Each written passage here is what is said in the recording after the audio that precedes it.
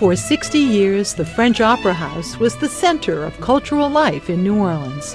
It was a home for opera, theater, and even used as a palace of carnival. Designed by architect James Gallier Jr., the French Opera House was built in just 7 months, opening in 1859 at the corner of Bourbon and Toulouse Streets. Cultural Center of New Orleans Society and the first opera house in the United States.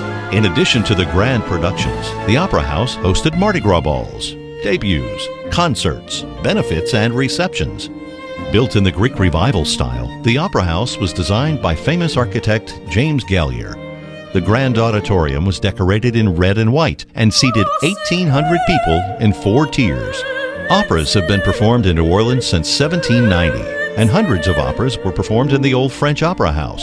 For 60 years, the Opera House was the hub of Creole society. It quickly enhanced the city's reputation as a world-renowned center for opera. Photos show the scale and size of the building.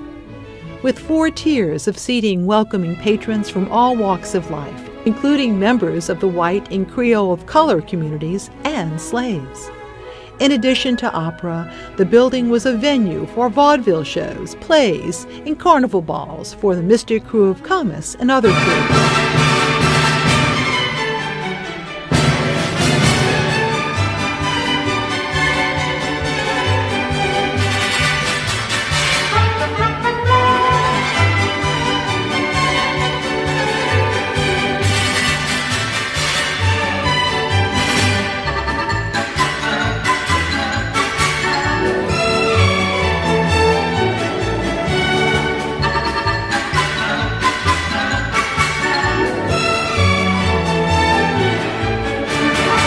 People were very cultivated.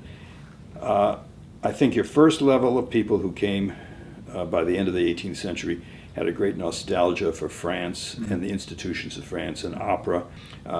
These were people wanted to hear the culture. They were, homesick or whatever for France, and the opera was the major form of entertainment back then. There was a French population here that was nostalgic for things French.